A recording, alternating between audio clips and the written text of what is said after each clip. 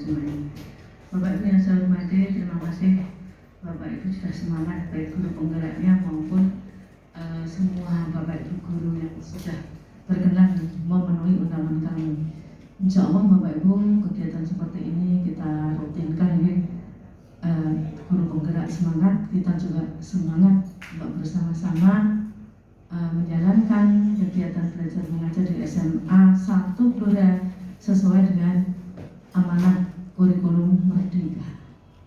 Nah, saya berterima kasih Bapak Ibu sudah berusaha untuk terus meningkatkan jam-jam kosong sudah bisa, insya Allah bisa kita atasi. Bapak Ibu juga melaksanakan tugas wayang mulang-mulang barakawahnya Bapak Ibu. Semoga Gusti Allah yang meres kalang wangkung.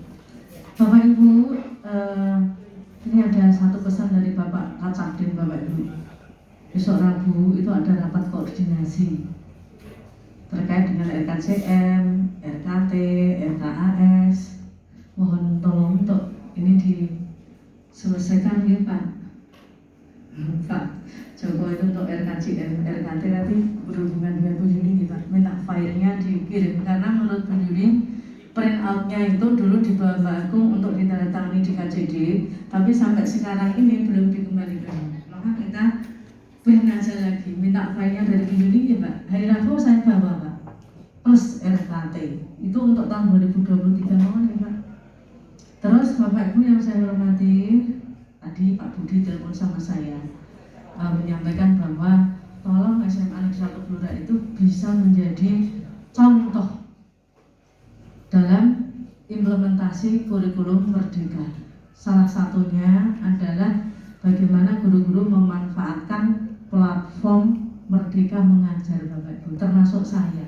Saya tadi langsung buka satu rangkaian sampai pada, nah menurut beliau, tolong Bu Yuni, ini SMA 1 Blora itu masih 20 orang guru yang belum membuka. Saya tidak tahu 20 orang itu siapa, karena yang bisa melihat itu kan pengawas dan juga cabdi. Nah, kita diminta 20 orang itu yang belum itu segera, sehingga menjadi centang biru. Dan instruksi beliau jangan hanya melihat videonya Bu, tolong guru-guru itu sampai pada post test dan sampai pada punya sertifikat. Ngerti ya Bapak Ibu? Nah, saya mengirim itu ya Bapak Ibu sebagai laporan.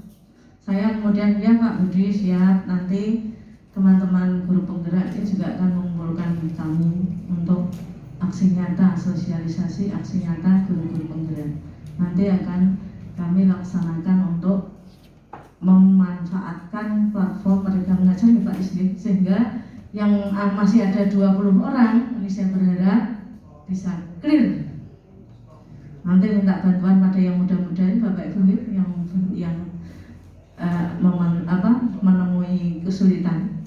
Saya menemui kesulitan, saya tanya Bu Diana, Bu gimana Bu?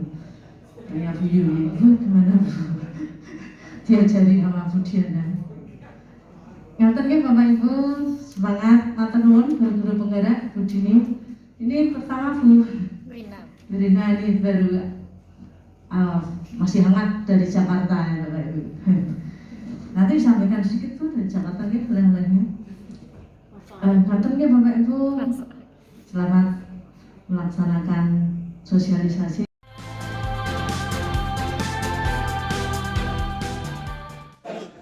Yang saya hormati Ibu Kepala SMA Negeri 1 Blora dan Bapak Ibu sekalian yang masih semangat di siang hari ini.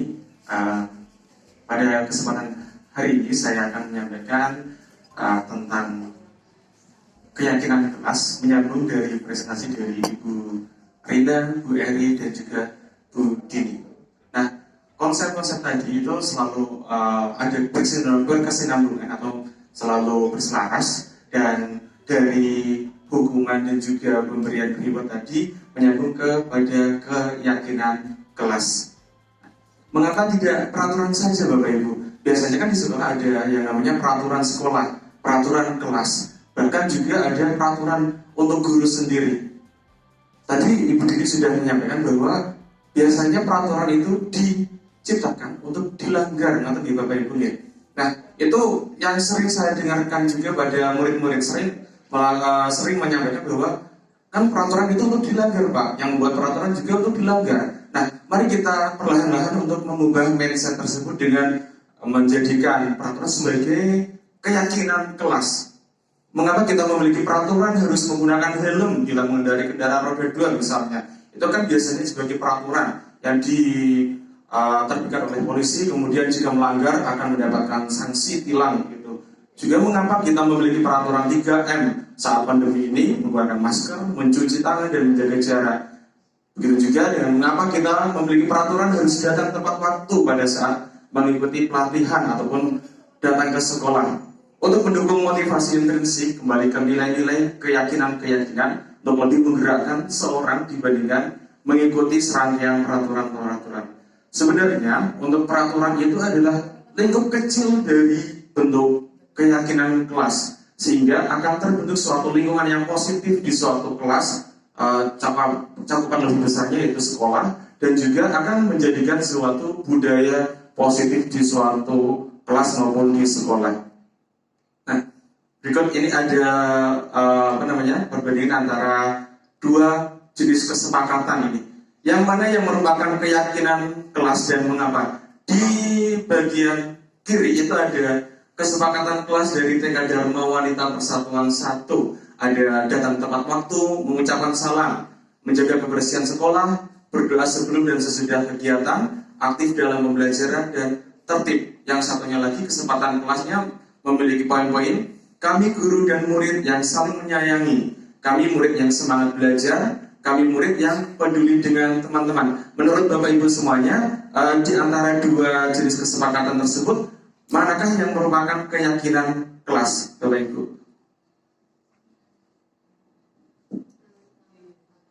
Bagaimana Bu Bre? Yang kiri. Alasannya mengapa Bu Bre? Bisa tertib. Oke, terima kasih. Itu jawaban dari Bu Bre. Terima kasih Bu Bre. Untuk yang lainnya mungkin ada dari dua bentuk kesepakatan kelas itu, manakah yang merupakan keyakinan kelas? Yang hijau atau yang putih? Yang kiri atau yang kanan? Yang putih Bu Dini, alasannya apa Bu Dini?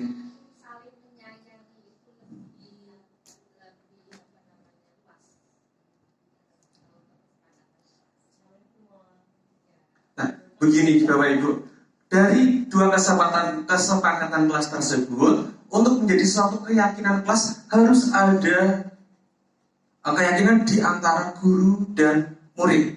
Jadinya untuk yang lebih tepatnya itu, yang merupakan keyakinan kelas adalah yang sebelah kanan atau yang putih, yaitu kesepakatan kelas kami guru dan murid saling menyayangi, sehingga di dalam kelas tersebut tidak ada lagi yang namanya bullying, kemudian tadi seperti hukuman, kemudian juga diganti dengan restitusi, dan di situ dengan keyakinan kelas yang disepakati oleh guru dan siswa, kami guru dan siswa saling menyayangi. Atau bisa juga dibuat menjadi lebih bertingkat lagi, guru dan siswa sepakat untuk tidak menggunakan HP selama jam pembelajaran misalnya. Nah, disitulah yang merupakan keyakinan kelas karena disepakati oleh dua elemen, yaitu guru dan murid. Mungkin seperti itu nih. Mohon nanti misalnya ada kesalahan saya diingatkan kembali, dikoreksi. Selanjutnya Bu Rina, dari kegiatan pendalaman keyakinan kelas itu ada secara materi ada tabel T dan Y, bukan Bu TY ya, tapi tabel T dan Y. Yaitu ada untuk hormat, itu kami meyakini bahwa sangat penting untuk menghormati semua orang dan barang milik orang lain. Jangan membuat kesepakatan misalnya itu dilarang mengambil yang bukan miliknya misalnya itu. Tapi meyakini bahwa sangat penting untuk menghormati semua orang dan barang milik orang lain, itu menjadi keyakinan. Kemudian juga saat untuk bekerja, kami meyakini bahwa sangat penting untuk mengerjakan segala pekerjaan atau mengikuti kegiatan yang telah ditugaskan, sehingga tidak perlu dengan cara aktif mengikuti pembelajaran, tapi sudah menjadi keyakinan bahwa hal tersebut suatu hal yang sangat penting untuk dilakukan saat pembelajaran di kelas misalnya. Dan juga untuk diterima dan dimiliki bahwa kami meyakini bahwa sangat penting untuk merasa diterima pada suatu kelompok dan saling peduli satu dengan yang lain, sehingga akan terbentuk suatu hal yang positif di dalam kelas tersebut. Nah, kegiatan pendalaman keyakinan kelas label T dan Y ini, seperti contohnya ada untuk yang hormat itu terdengar, yuk saya bantu gitu. Nah, gitu kan suatu orang yang berbicara itu, kita bisa selesaikan ini bersama. Kemudian terima, tolong, permisi, itu merupakan bentuk-bentuk keyakinan dan juga kesopanan yang bisa disampaikan oleh orang jika memerlukan sesuatu ataupun mau menawarkan sesuatu. Bentuk-bentuk yang terdengar itu akan terlihat seperti berempati terhadap perasaan orang lain, memegang barang milik orang lain hanya dengan izinnya, mendengarkan dengan sesama dan senantiasa berbuat baik dan berbagi. Dan berperilakunya itu tersenyum ramah, memberikan salam hormat, kemudian memberikan ruang kerja dan postur tubuh yang tenang. Nah, bentuk hormat itu contohnya itu datang tepat waktu, itu kan seperti bentuk kesepakatan kelas tadi. Tapi di situ juga bisa diyakini bahwa murid dan guru itu saling datang tepat waktu sehingga pembelajaran bisa juga dilaksanakan sesuai waktunya. Dan tidak lama seperti sering hadir terlambat itu. Bisa contoh-contohnya yang Bapak Ibu sering dilakukan dalam kelas tersebut. Berikutnya Bu Rina. Seperti ini untuk peraturan dan keyakinan kelas. Yang pertama untuk bedanya peraturan dan keyakinan kelas adalah selalu kembalikan buku ke tempatnya. Untuk keyakinan kelas itu kita buat bentuk suatu tanggung jawab sehingga masing-masing anak itu sudah otomatis merasa tanggung jawab dan mengembalikan buku ke tempatnya. Tidak perlu dituliskan selalu mengembalikan buku ke tempatnya, itu sudah menjadi kewajibannya untuk mengembalikan. Kemudian dilarang mengganggu orang lain. Untuk keyakinan kelasnya yaitu menghormati orang lain, selalu bentuk positifnya. Hadir di sekolah 15 menit sebelum pembelajaran dimulai. Untuk keyakinan kelasnya berarti menghormati orang lain dan berkomitmen untuk datang tepat waktu itu. Dilarang melakukan kekerasan. Pada peraturan kita ganti dengan keyakinan kelas itu keselamatan dan menghormati orang lain itu jauh lebih penting daripada bentuk peraturan yang sudah itu. Kemudian ada dilarang menggunakan narkoba. Untuk keyakinan kelasnya itu adalah tentang kesehatan. Untuk menjaga dan meningkatkan kesehatan itu otomatis kita sudah mindset siswa itu sudah terbentuk, yaitu dengan menjauhi narkoba, rokok, miras dan lain sebagainya. Kemudian untuk bergantian atau menunggu giliran untuk sesuatu hal itu dalam keyakinan kelas akan diganti dengan menghormati orang lain dan bersabar. Untuk menggunakan masker itu juga kesehatan, keselamatan, dan jangan berlari di kelas atau koridor, itu juga merupakan bentuk keyakinan kelas, itu keselamatan. Perubahan pada modul ini, penambahan materinya bisa untuk pengaruh jangka pendek dan jangka panjang, penghargaan untuk menghukum seperti yang dijelaskan Bu Dini, kemudian juga penghargaan mengurangi ketepatan, penghargaan tidak efektif, dan penghargaan merusak hubungan. Ini sudah dijelaskan tadi. Lanjut Bu Rina. Seperti ini juga dijelaskan oleh Bu Dini tadi untuk dihukum oleh penghargaan dan sudah sangat jelas. Selanjutnya. Nah, ini seperti tadi yang dicontohkan oleh Bu Dini, contoh tadi. Seperti mencatat 100 kali, ini ternyata jawabannya di sini Bu Dini. Itu termasuk hukuman. Kemudian lari mengelilingi lapangan basket 2 kali karena terlambat hadir di sekolah, itu juga hukuman. Seperti juga murid diminta push up 15 kali, termasuk hukuman, kecuali dalam hal pembelajaran olahraga yang sebelumnya sudah melakukan pemanasan, misal lari 2 kali dan juga push up. Nah, itu bukan suatu hukuman tapi konsekuensi dari keterlambatan tadi.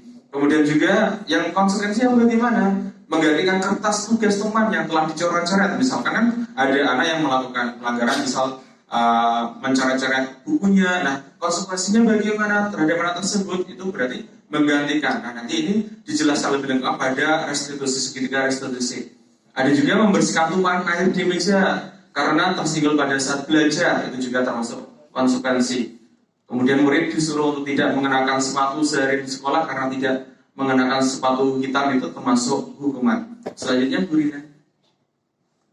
Perbedaan hukuman dan konsekuensi ini, untuk hukuman itu sesuatu yang menyakitkan harus terjadi seperti yang dijelaskan Bu Dini tadi. Untuk konsekuensinya itu sesuatu itu harus terjadi tanpa ada kata menyakitkan, kemudian membuat anak fisik maupun hati itu tetap untuk jangka waktu yang lama, itu konsekuensinya membuat anak merasa tidak nyaman dalam jangka waktu pendek. Ada anak membenci kedisiplinan dan sebagainya, itu bisa Bapak Ibu lebih menguasainya, dan juga sudah dijelaskan oleh Ibu Dini tadi. Selanjutnya Bu, ini tadi juga sudah tentang identitas tunggal, dan karena memang babnya itu saling berkaitan sehingga tidak jauh beda dengan hukuman tadi, dan juga nanti dijelaskan pada restitusi. Demikian dari saya, terima kasih pada Bapak Ibu semuanya yang telah menyempatkan aku. Assalamualaikum warahmatullahi wabarakatuh.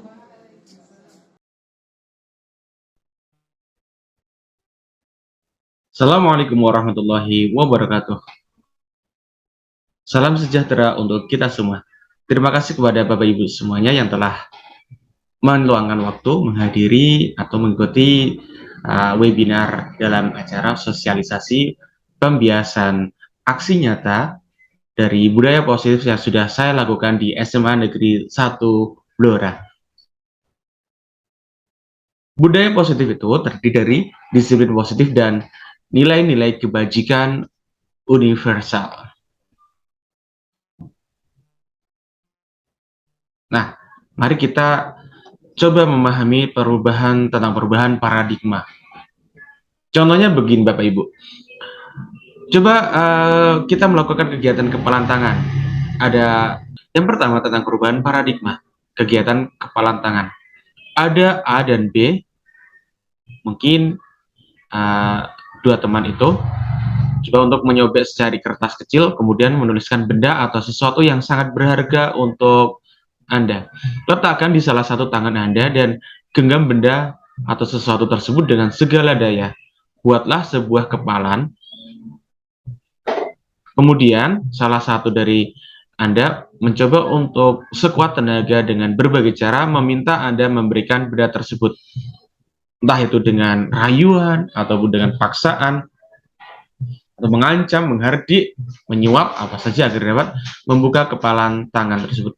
Apa yang terjadi? Kira-kira dari cara tersebut A akan memberikan atau tidak? Nah, itu paradigma tersebut kemungkinan juga akan terjadi pada kita saat mengajar di kelas. Kemungkinan besar A tidak akan memberikan atau membuka kepalan tangan itu.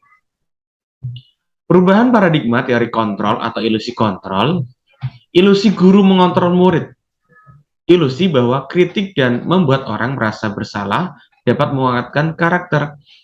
Yang ketiga, ilusi bahwa semua penguatan positif, efektif, dan bermanfaat.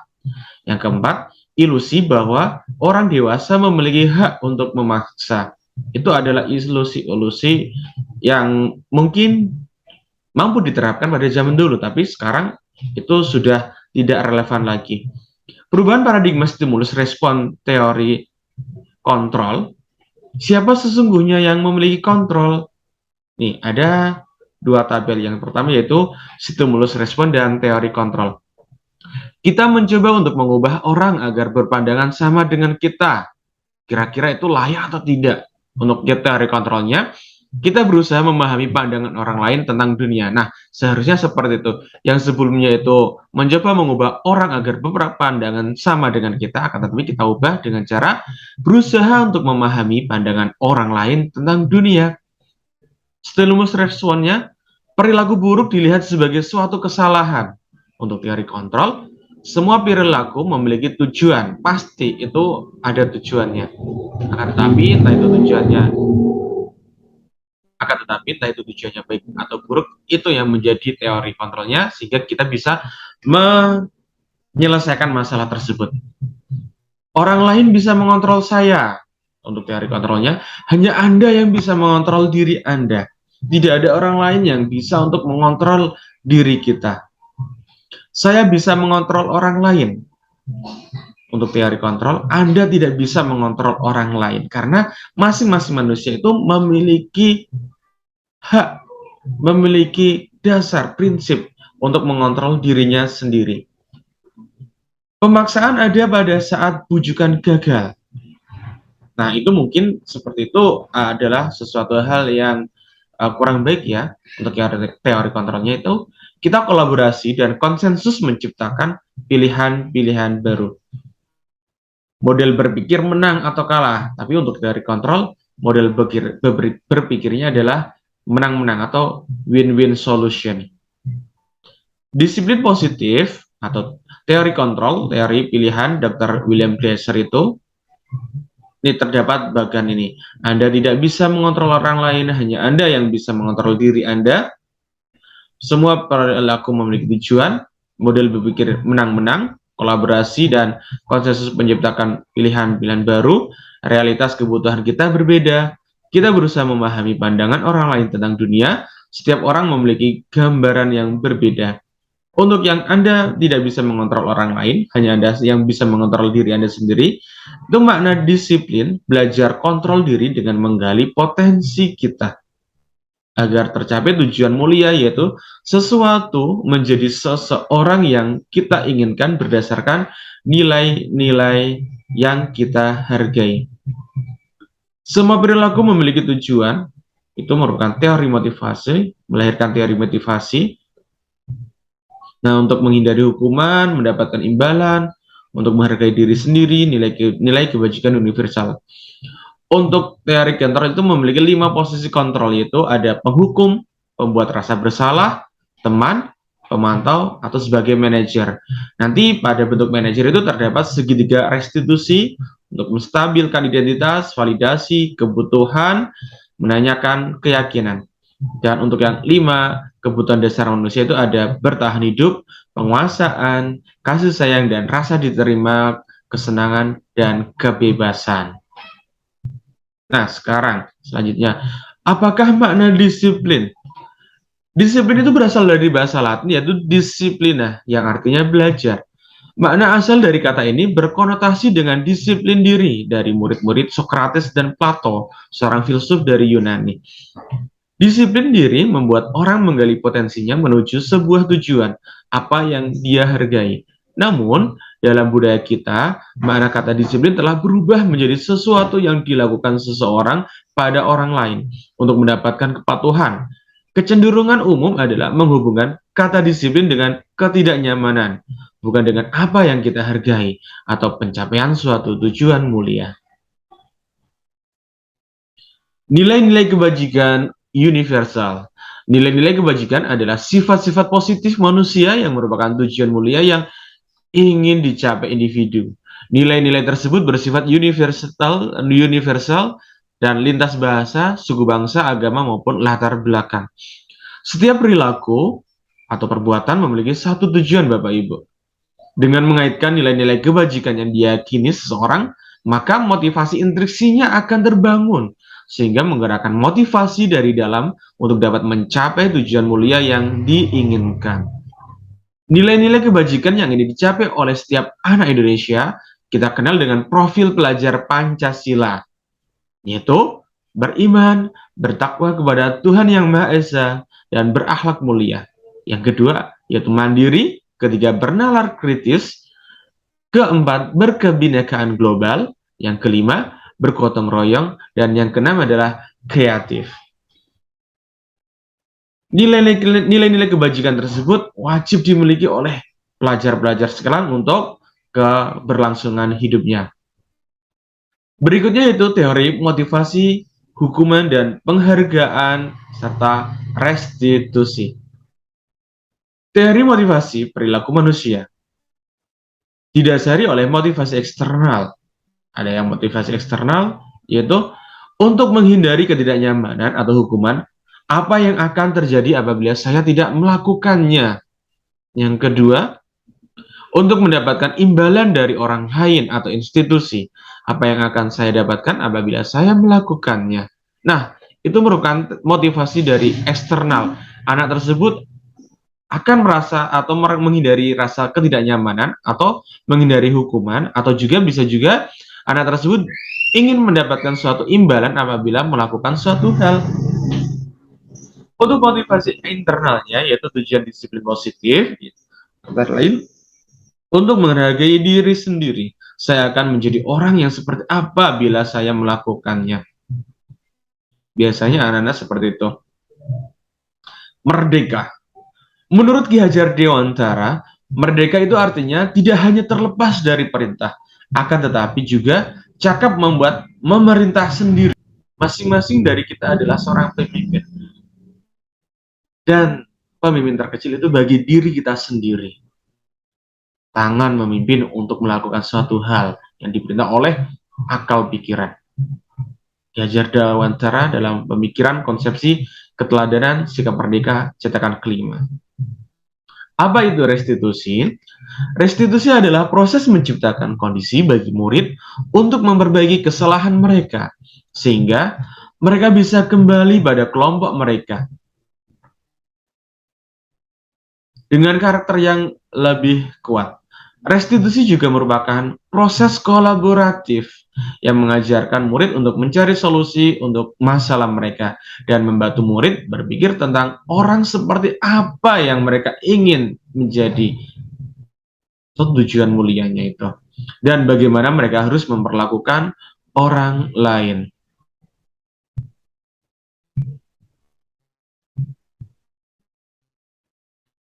Ada 9 ciri-ciri restitusi. Nah, mari kita pahami satu persatu. Yang pertama, bukan untuk menebus kesalahan, namun untuk belajar dari kesalahan, memperbaiki hubungan, kemudian itu merupakan tawaran, bukan paksaan. Restitusi juga menuntut untuk melihat ke dalam diri. Restitusi mencari kebutuhan dasar yang mendasari tindakan. Restitusi diri adalah cara yang paling baik. Restitusi fokus pada karakter, bukan tindakan. Restitusi fokus pada solusi. Dan restitusi mengembalikan murid yang berbuat salah pada kelompoknya. Kemudian, keyakinan kelas. Nah, untuk mencapai bentuk-bentuk restitusi tersebut, kita perlu menanamkan keyakinan kelas yang dibuat dengan kesepakatan-kesepakatan sehingga menjadi suatu keyakinan kelas. Mengapa tidak peraturan saja? Mengapa harus keyakinan kelas? Bapak Ibu tuh pernah mendengar idiom gini kan? Peraturan dibuat untuk dilanggar. Nah, maka dari itu kita coba mengubah suatu peraturan itu menjadi suatu keyakinan. Mengapa kita memiliki peraturan harus menggunakan helm bila mengendarai kendaraan roda 2? Apakah kita tidak yakin bahayanya bagaimana jika kita tidak menggunakan helm saat mengendarai roda 2? Mengapa kita memiliki peraturan 3M, menggunakan masker, mencuci tangan, dan menjaga jarak 1,5 meter saat pandemi itu? Apakah kita masih tidak yakin dengan hal-hal yang sudah terjadi dengan penyebaran COVID yang merajalela saat itu? Mengapa kita memiliki peraturan harus datang tepat waktu pada saat mengikuti pelatihan ataupun pembelajaran di kelas? Apa kita masih kurang yakin bahwa tepat waktu itu adalah bentuk-bentuk kedisiplinan menjadi suatu hal yang dibutuhkan? Nah, untuk mendukung motivasi intrinsik, kembalikan nilai-nilai atau keyakinan-keyakinan lebih menggerakkan seseorang dibandingkan mengikuti serangkaian peraturan-peraturan. Mari Bapak Ibu kita lihat bentuk ini, diagram Venn-nya. Peraturan itu merupakan bentuk paling kecil dari lingkaran keyakinan kelas.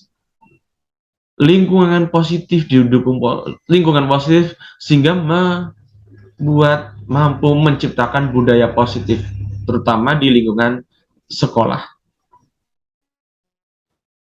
Nah, coba kita amati. Yang mana yang merupakan keyakinan kelas?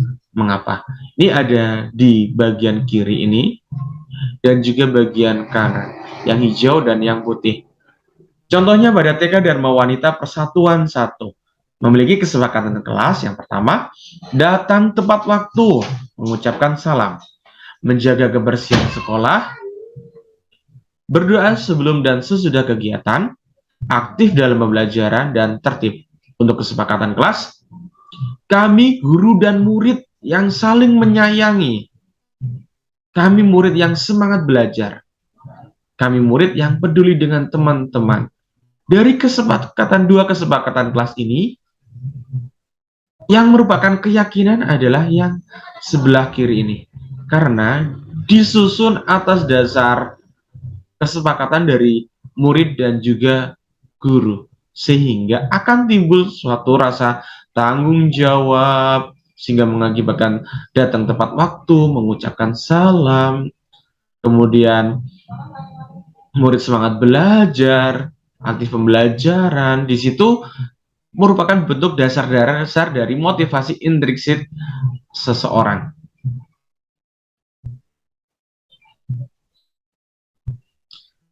Untuk kegiatan pendalaman keyakinan kelas seperti ini, ada tabel Y dan tabel T. Yang tabel bentuk Y ini ada hormat, ada terdengar, terlihat, berperilaku bagaimana. Hormat itu kami meyakini bahwa sangat penting untuk menghormati semua orang dan barang milik orang lain. Kami meyakini bahwa sangat penting untuk mengerjakan segala pekerjaan atau mengikuti kegiatan yang telah ditugaskan. Diterima dan dimiliki, kami memiliki bahwa sangat penting untuk merasa diterima pada suatu kelompok dan saling peduli satu dengan lainnya. Untuk tabel Y-nya seperti ini Bapak Ibu. Untuk hormat, terdengar sebagai, yuk saya bantu, kita bisa selesaikan ini bersama kan? Nah, itu akan menjadi suatu motivasi ataupun ajakan anak-anak yang konotasinya itu lebih baik. Tolong ya, terima kasih, permisi, boleh saya pinjam, itu bentuk-bentuk suatu hal yang bisa menjadi hal yang positif. Nah, akan terlihat sebagai upaya berempati terhadap perasaan orang lain, memegang barang milik orang lain itu hanya dengan izinnya, mendengarkan dengan sesama, senantiasa berbuat baik, berbagi. Nah, bagaimana berperilakunya? Tersenyum dengan ramah, memberikan salam hormat, berjabat tangan, memberikan ruang bekerja, postur tubuh dan yang tenang.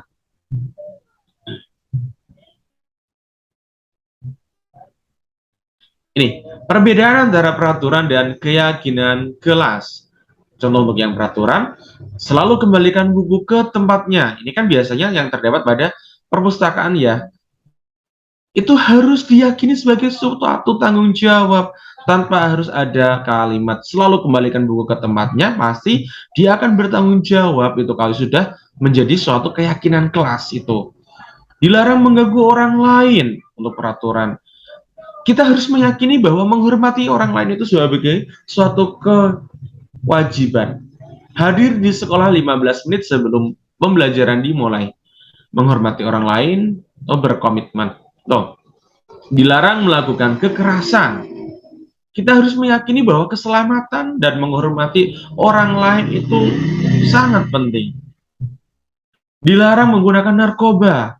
Kita harus peduli dengan kesehatan. Bergantian atau menunggu giliran, menghormati orang lain dan bersabar itu sebagai suatu keyakinan. Gunakan masker itu sebagai keselamatan dan kesehatan. Jangan berlari di kelas atau koridor itu sebagai keselamatan dan keamanan serta tidak mengganggu orang lain itu sebagai menghormati, bentuk penghormatan kepada orang lain.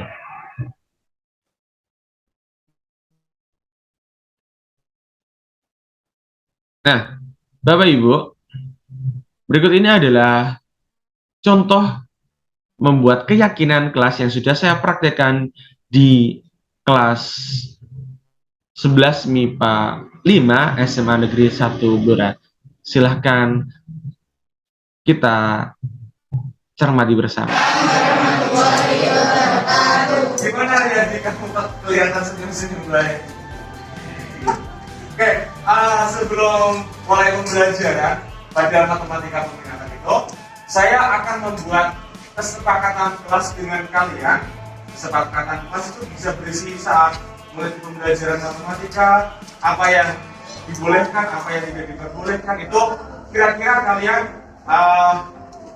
memiliki apa saja kira-kira. Misalnya dalam pembelajaran itu harus aktif mengikuti, kemudian tidak boleh tidur, tidak boleh apa dan sebagainya itu. Nah, untuk membuat kesepakatan kelas tersebut, saya sudah membawa sticky note. Tahu sticky note enggak? Nanti bisa kamu tempelkan di kertas ini ya. Nanti tolong bisa dibagi, nggak usah kasih nama nggak masalah. Ini ada yang bawa alat berat? Enggak. Bisa tolong bantu? Ada yang mau bantu? Gantikan, tolong gantikan. Mari aja.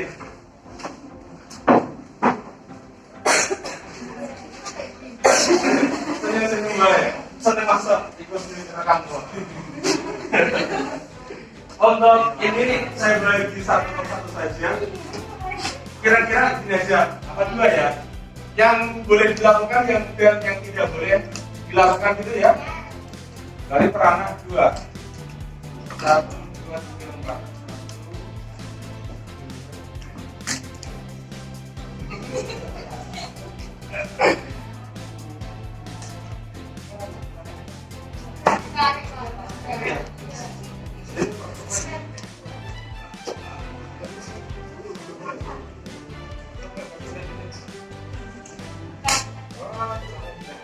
Ada yang ngasih bilang nggak? Boleh minta nggak? Ini ada. Zero. Oh.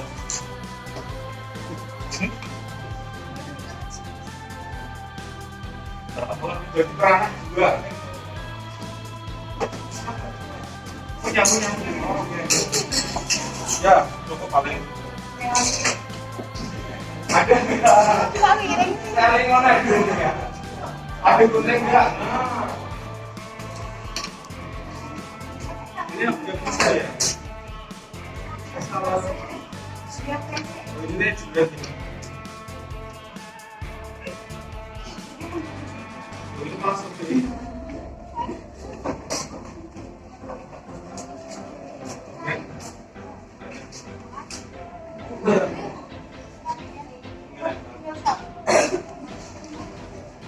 Satu lagi di sini.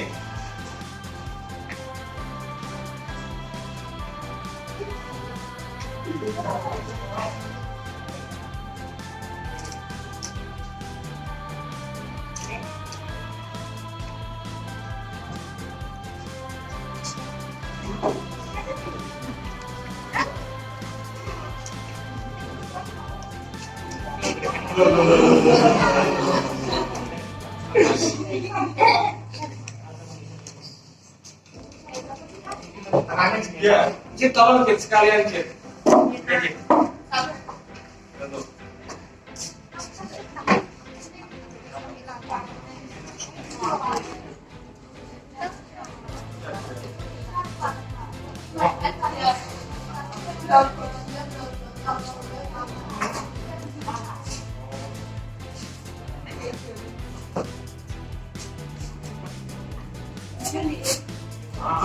Bantu.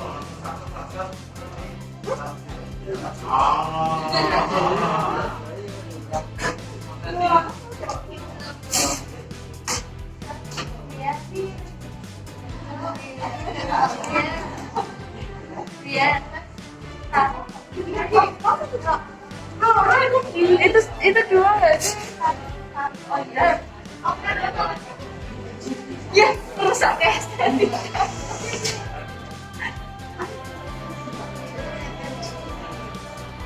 Ya, satunya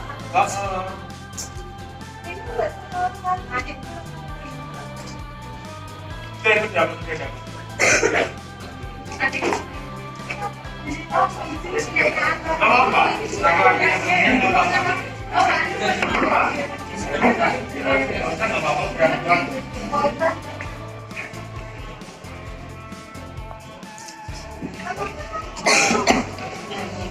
Ini untuk yang nanti tidak tahu yang apa namanya harus dilakukan yang harus dilakukan kalau ini yang tidak boleh dilakukan itu ya.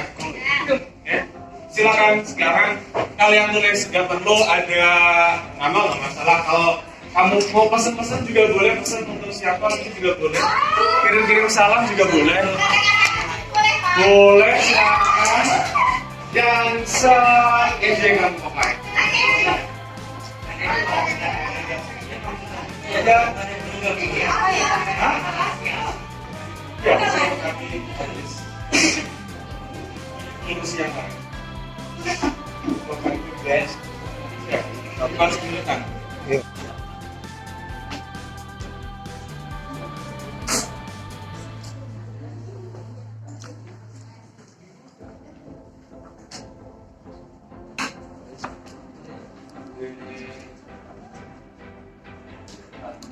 Artiola.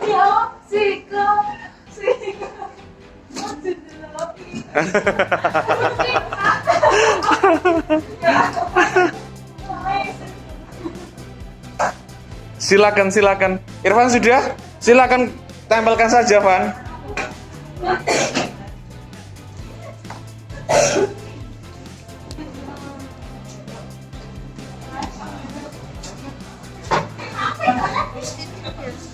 Silakan Ki, Zaki.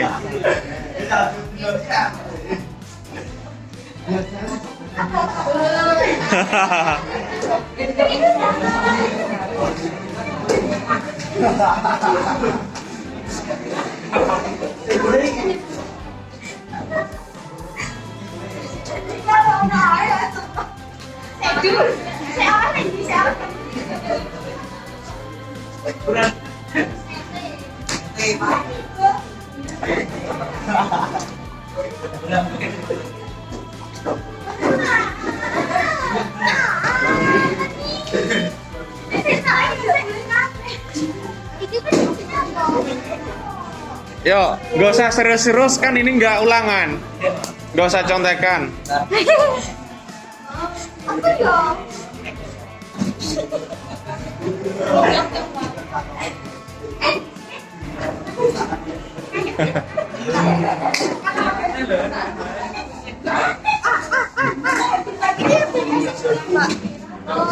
Yang gak masak tadi siapa? Cynthia sama? Cynthia saja. Berarti ada 34.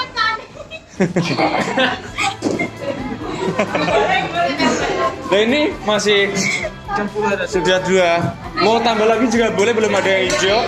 Yang hijau belum ada maju loh, yang hijau loh. Ayo segera ya. Itu Octavia apa membuat puisi atau cerpen itu kok banyak banget. Segera ya.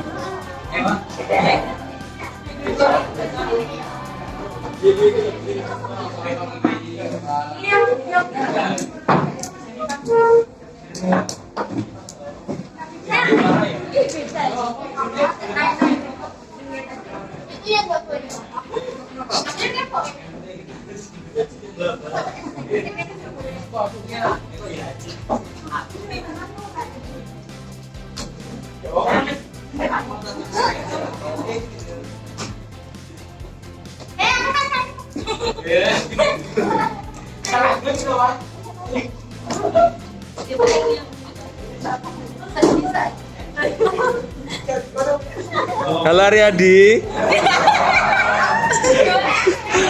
Jangan lupa subscribe Jeda Belajar ya.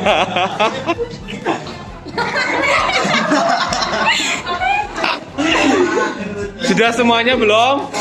Oke, mari kita baca satu persatu dan kita sepakati bersama. Oh, belum? Belum?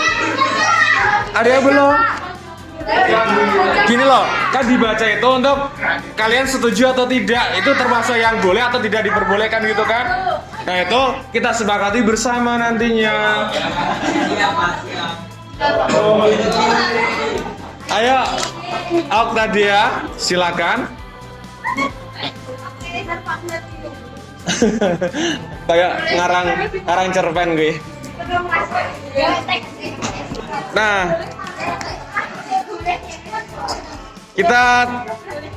kita sambut untuk yang terakhir.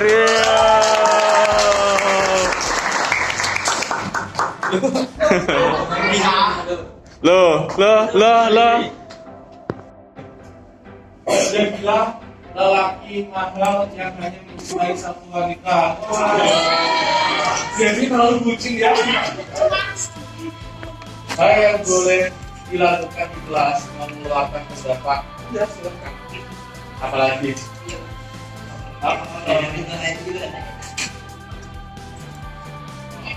kalau dijelasin pelan-pelan, perlahan tapi pasti tidak seperti dia memberi kepastian.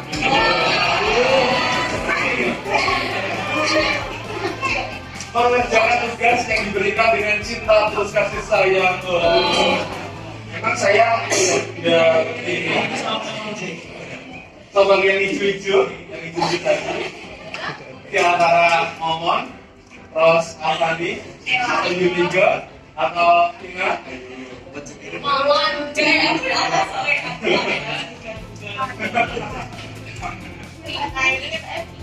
Nah, ini itu adalah kesepakatan kelas yang kalian sudah buat. Jadinya pada saat pembelajaran saya nanti kalian bisa mengikuti dan menapati yang sudah kamu buat ini. Bisa ya?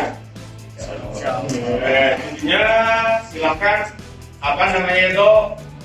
lakukan yang diperbolehkan dan tinggalkan yang tidak diperbolehkan sehingga nanti pembelajarannya bisa lancar dan pastinya kamu juga belajarnya nyaman, tidak ada bullying, tidak ada kekerasan juga, kemudian juga kalau belajarnya situasi nyaman otomatis kamu juga akan mudah masuk pembelajarannya, apalagi saat matematika di jam terakhir. Ya, itu kalian bisa rasakan sendiri. Ini kan jam terakhir, karena panas, sungguh, ngantuk, habis makan, dengan tidur. Tapi kalau suasana kelasnya itu tidak nyaman, pastinya kamu juga gak bakal bisa masuk pelajarannya. Sehingga kesepakatan kelas ini menjadi keyakinan kalian yang harus kamu percayai dan laksanakan sehingga pembelajarannya lebih menyenangkan. Bisa ya? Oke. Terima kasih untuk semuanya. Jadinya nanti kita bawa kesepakatan ini dalam setiap pembelajaran. Oke, untuk keyakinan ini saya sudah. Terima kasih semuanya. Bagaimana Bapak Ibu, sudah dicermati tentang keyakinan kelas yang telah saya terapkan di kelas 11 MIPA 5 ini. Nah, itu perlu dibuat di masing-masing kelas agar tercipta suatu keyakinan kelas dan disepakati bersama sehingga pembelajaran bisa menjadi lancar, aman, dan tentunya bisa nyaman. Nah, Bapak Ibu semuanya, biasanya pada pembelajaran zaman dulu itu ada penghargaan. Sebenarnya penghargaan itu ternyata kurang baik. Malah di sini ada istilah dihukum oleh penghargaan. Ternyata penghargaan itu menurunkan kualitas. Kemarin kan kalau menjawab benar diberi permen. Sekarang nggak diberi permen, ya udah nggak usah menjawab lagi Ya itu termasuk menurunkan kualitas. Penghargaan mematikan kreativitas. Jelas kalau misalnya itu anak tersebut selalu diberi penghargaan, kemudian suatu saat tidak diberi penghargaan lagi, maka kreativitasnya akan menurun. Ditambah lagi anak-anak yang kurang aktif, maka dia cenderung lebih memilih semakin bersifat pasif karena diserbu oleh anak-anak yang lebih aktif. Kreativitasnya akan terbunuh. Penghargaan juga mengurangi motivasi intrinsik siswa tersebut. Kemudian ini terdapat contoh tindakan guru, manakah yang merupakan hukuman dan manakah yang merupakan konsekuensi. Mencatat 100 kali di dalam buku kalimat "saya tidak akan terlambat lagi karena terlambat ke sekolah" itu merupakan hukuman karena itu sudah bukan lagi zamannya untuk menghukum siswa. Lari mengelilingi lapangan basket 2 kali karena terlambat hadir di sekolah itu juga merupakan hukuman, kecuali misalnya saat pembelajaran olahraga dan pemanasannya itu lari keliling lapangan basket 2 kali, maka itu merupakan konsekuensi bagi siswa yang terlambat. Karena yang lainnya juga sudah melakukan lari mengelilingi lapangan basket 2 kali. Murid diminta untuk push up 15 kali karena tidak menggunakan masker ke sekolah. Itu juga merupakan hukuman. Untuk yang konsekuensi bagaimana? Seperti menggantikan kertas tugas teman yang telah dicoret-coret. Nah, itu kan juga merupakan tanggung jawab. Nanti sudah disepakati sebagai keyakinan kelas, maka itu sebagai konsekuensinya jika anak tersebut mencoret-coret buku temannya, maka wajib untuk menggantikan kertasnya itu. Membersihkan tumpahan air di meja tulis karena tersenggol pada saat pembelajaran. Itu juga merupakan konsekuensi. Perbedaan hukuman dan konsekuensi ini, untuk hukuman, sesuatu yang menyakitkan itu harus terjadi. Konsekuensi, sesuatu itu harus terjadi tanpa ada kata menyakitkan, entah itu fisik maupun batinnya. Membuat anak sakit, nah ini ada fisik maupun hati untuk jangka waktu yang lama. Untuk konsekuensi itu membuat anak merasa tidak nyaman dalam waktu jangka pendek saja. Dia itu merasa tidak nyaman karena sudah melanggar kesepakatan kelas tadi. Anak membenci kedisiplinan.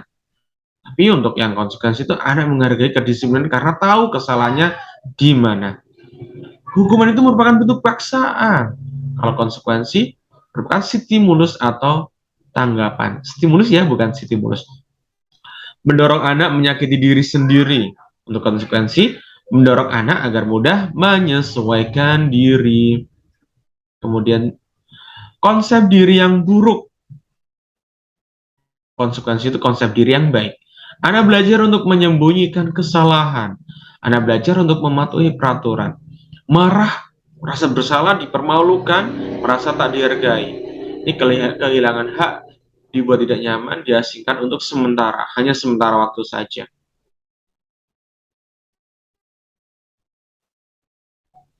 Identitas gagal itu adalah hukuman. Untuk identitas sukses itu adalah disiplin, seperti yang sudah dijelaskan tadi. Berikutnya yaitu kebutuhan dasar manusia dan dunia berkualitas.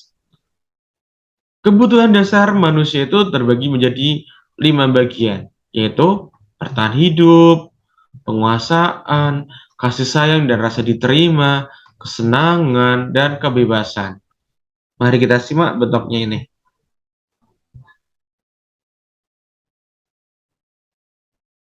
Setiap manusia, bahkan makhluk hidup di dunia, pada dasarnya melakukan sesuatu untuk memenuhi kebutuhannya. Kita makan karena dengan makan kita bisa bertahan hidup. Kita menonton film bersama keluarga karena butuh kesenangan. Kita belajar karena butuh menjadi terampil. Semua kebutuhan sebetulnya bermuara untuk melangsungkan hidup. Kebutuhan bertahan hidup. Makan, minum, dan sehat, merasa aman merupakan beberapa contoh dari kebutuhan bertahan hidup. Kebutuhan ini bisa dipenuhi dengan makanan, olahraga, memberikan perlindungan. Kasih sayang dan diterima, kebutuhan untuk diterima ini.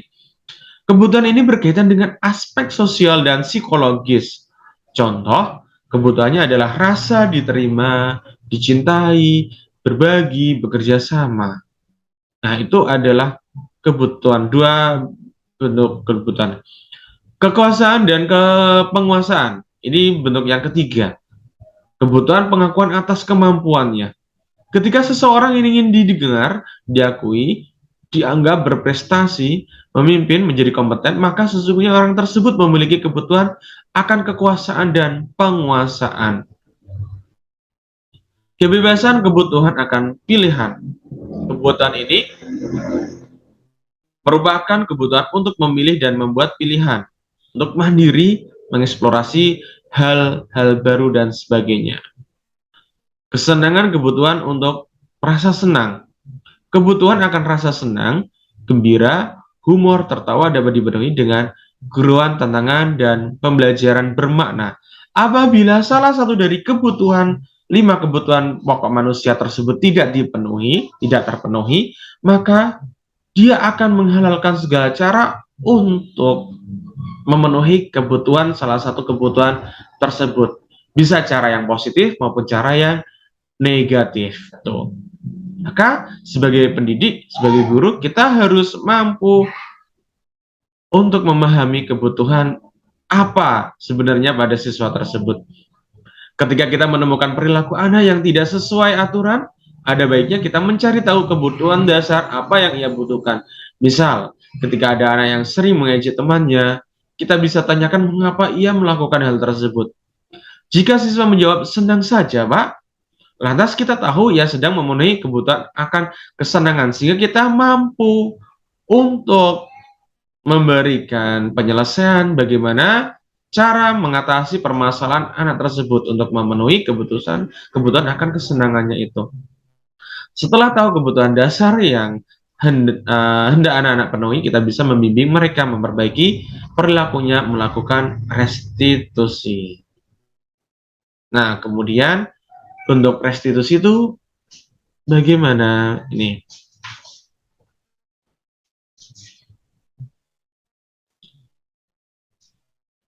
Sebelum sebagai restitusi, kita belajar dulu tentang 5 posisi kontrol. Sebagai guru,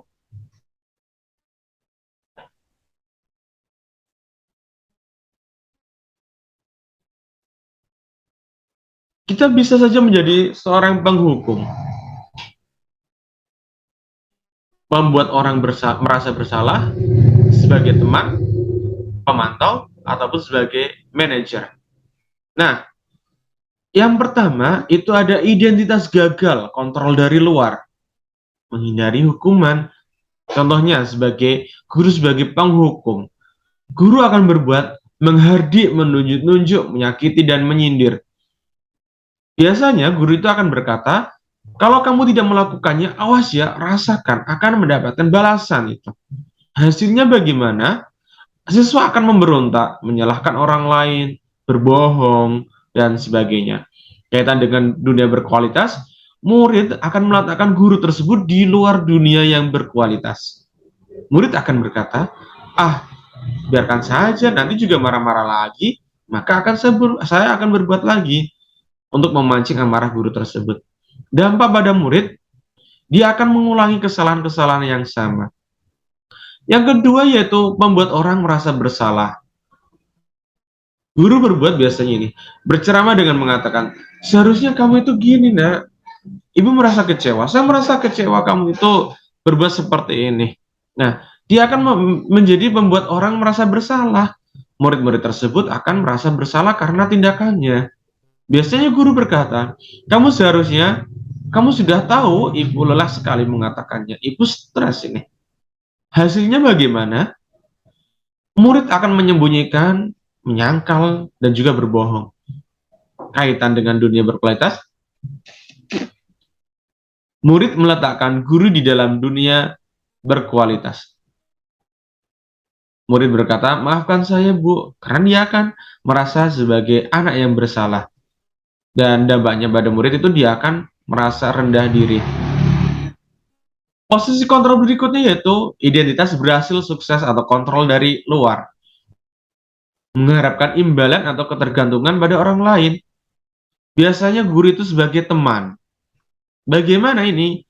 Nah, banyak kan ini guru-guru yang, apalagi guru-guru yang muda itu, maka dia akan menjadi teman bagi siswa-siswanya, apalagi guru-guru yang gaul. Guru biasanya membuatkan alasan-alasan untuk murid-muridnya itu. Kemudian guru berkata, ayolah lakukan demi ibu. Masa kamu tidak mau? Ingat, ibu tidak pernah bantu. Nah, itu kan merasa sebagai temannya itu. Maka hasilnya itu murid akan menjadi ketergantungan. Murid meletakkan guru sebagai orang yang sangat penting di dunia berkualitas. Murid berkata, saya pikir bapak ibu teman saya, ternyata begitu. Dampak pada murid, lemah, tidak mandiri, dan tergantung. Berikutnya, guru sebagai pemantau. Pemantau ini biasanya guru akan berbuat menghitung dan mengukur. Dan guru berkata, apa peraturannya? Ayo coba.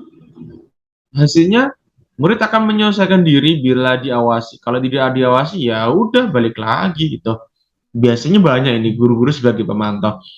Kaitan dengan dunia berkualitas, murid meletakkan guru peraturan dan hukum di dunia yang berkualitas.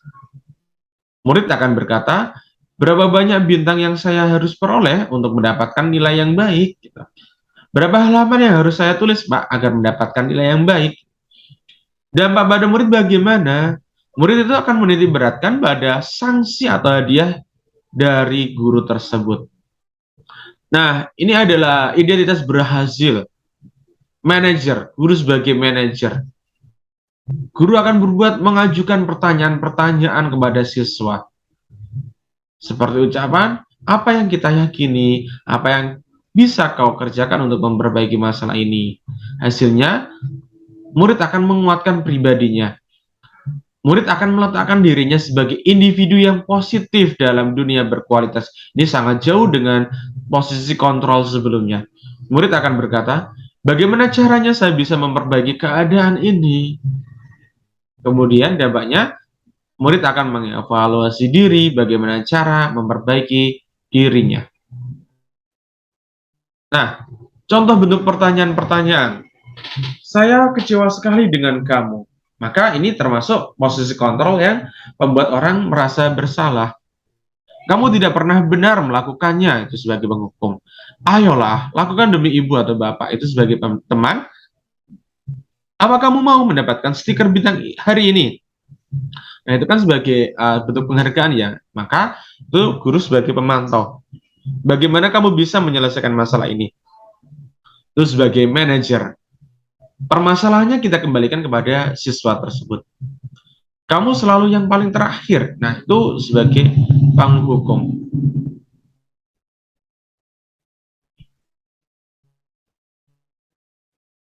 Sebagai guru, kita bergerak antara peraturan, pemantau, konsekuensi hadiah. Nilai-nilai itu manajer dan memperbaikinya. Nah, sekarang ada bentuk segitiga restitusi sebagai seorang manajer. Segitiga restitusi itu yang paling bawah itu adalah menstabilkan identitas ini. Kemudian validasi kebutuhan dan menanyakan keyakinan. Contoh untuk menstabilkan identitas itu, setiap orang pasti pernah melakukan kesalahan. Kamu bukan satu-satunya yang pernah melakukan ini. Agar identitas anak tersebut stabil, agar tidak merasa bersalah. Untuk validasi kebutuhan, kamu tentu punya alasan mengapa melakukan itu. Adakah cara yang lebih efektif untuk mendapatkan apa yang kamu butuhkan? Dan untuk menanyakan keyakinan, nilai-nilai apa yang telah kita sepakati dari keyakinan kelas yang sudah kita sepakati bersama? Kamu ingin menjadi orang yang seperti bagaimana? Menstabilkan identitas untuk membuat anak yang merasa gagal karena berbuat salah menjadi positif terhadap dirinya. Maka guru akan berkata, berbuat salah itu hal yang manusiawi. Oke, kita jangan langsung menyalahkan anak tersebut. Tidak ada manusia yang sempurna. Bapak Ibu juga pernah membuat salah. Kita pasti bisa menyelesaikan permasalahan ini. Tuh. Kemudian untuk validasi kebutuhan, membantu siswa mengenali basic need atau kebutuhan yang ingin dipenuhinya ketika melakukan kesalahan itu. Pada dasarnya, setiap tindakan manusia tujuannya adalah memenuhi basic needs atau apakah itu power, freedom, love, and belonging, fun, atau survival. Guru akan berkata, kamu bisa saja kan melakukan hal yang lebih buruk, tapi kamu tidak melakukannya. Maka ini masih dalam taraf yang wajar. Kamu pasti punya alasan mengapa melakukannya. Apa yang penting bagi kamu? Kamu boleh tetap berusaha menjaga sikap itu, tapi tambahkan sikap yang lain yang baru. Maukah kamu belajar cara lain untuk mendapat yang kamu butuhkan tanpa harus memukul? Nah, apakah kamu bisa melakukan dengan lebih baik besok lagi? Itu sebagai kebutuhannya. Kemudian menanyakan keyakinan. Anda melihat kesalahannya dihubungkan dengan norma sosial dan nilai-nilai yang mendasari manusia berinteraksi dengan orang lain. Guru akan berkata, apa nilai yang kita percaya di kelas sekolah ini? Nilai-nilai universal apa yang telah kita sepakati dari keyakinan kelas yang sudah kita buat sebelumnya? Nilai-nilai universal apa yang telah kita sepakati? Kelas yang ideal itu kelas yang seperti bagaimana sih? Kamu ingin menjadi anak seperti apa? Apa yang kamu rasakan ketika kamu melakukan itu? Kamu menjadi orang yang seperti apa? Nah, ini berikut ini saya tampilkan contoh segitiga restitusi kepada siswa saya yang pernah melakukan suatu pelanggaran kesepakatan yang sudah disepakati bersama, yaitu terlambat masuk kelas dikarenakan suatu hal. Silakan disimak bersama. Sekolah di istirahat jam kedua, kamu di antara kamu itu ada yang ke masjid lagi, kecuali dalam hal tertentu ya, misal ada yang istilahnya di 12 yang apa itu, kira-kira bagaimana itu? Kamu berjanji bagaimana itu? Misal kamu melakukan hal ini lagi. Nah, dihukum apa? Saya nggak mau musuh-musuh dihukum gue. Kira-kira yang akan kamu ubah, yang akan kamu perbaiki lagi bagaimana? Bersedia untuk apa? Bukan suatu hukuman. Kira-kira bagaimana?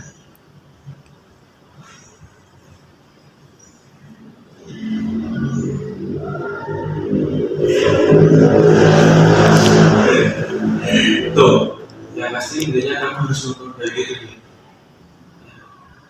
Karena memanajemen waktu itu sangat diperlukan bagi kalian untuk sekolah. Kalau kamu tidak bisa membagi waktu antara belajar, bermain, istirahat, membantu orang tua, katanya ada yang ngaret di sawah, ada yang membantu orang tuanya untuk berjualan di angkringan, dia berbeda. Harus bisa membagi waktunya agar di sekolah juga tidak kadang-kadang mengikuti pelajaran dibandingkan dengan teman yang lainnya. Rehan kelas 10 bagus loh, kelas 11 sekarang kok seperti ini bagaimana? Kamu harus lebih baik dari dirimu sendiri, gak usah melihat teman-temanmu. Jangan membuat standar temanmu, gak usah. Tapi kamu harus bisa membuat standar dirimu harus lebih baik dari kemarin. Kelas 10 kamu misalnya banyak melakukan pelanggaran, nanti kelas 11 ini harus lebih baik, belajarnya yang cukup, sehingga di materi apapun, di pelajaran apapun bisa mengimbangi. Itu ya, bisa berjanji untuk bisa lebih baik lagi. Coba Rehan dulu, silakan berjanji. Saya ingin mendengar konsekuensinya dari Rehan, mendengar langsung dari Rehan agar suatu saat nanti tidak melakukan pelanggaran lagi. Silakan. Saya Faruk berjanji tidak akan mengulangi lagi kesalahan yang telah terjadi, dan akan berbuat lebih baik lagi dan menaati tata tertib sekolah. Oke, terima kasih Rehan. Aryadi.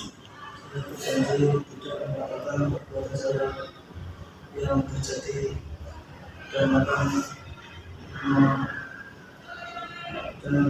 memperbaiki perbuatan yang terjadi.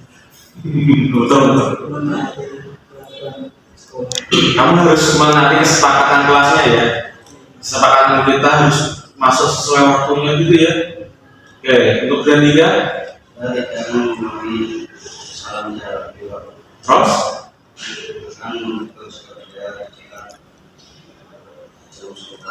Janjinya? Silakan. Oke, terima kasih Granita, Aryadi, dan Raihan. Semoga besok saat pelajaran saya maupun pelajaran yang lainnya, kamu bisa menaati keyakinan kelas, kesepakatan yang sudah dibuat bersama guru-guru yang mengajar di kelas, sehingga tidak mengulangi lagi kesalahan yang sama. Begitu ya? Oke, terima kasih kamu sudah kooperatif untuk datang menemui saya. Kemarin saya karena ada kegiatan sehingga belum bisa menemui kalian. Untuk hari ini silakan kembali untuk kegiatan kalian yang sukai, sehingga nanti bisa mengaktualisasikan dirimu di persidangan tersebut. Ya, terima kasih ya. Ya.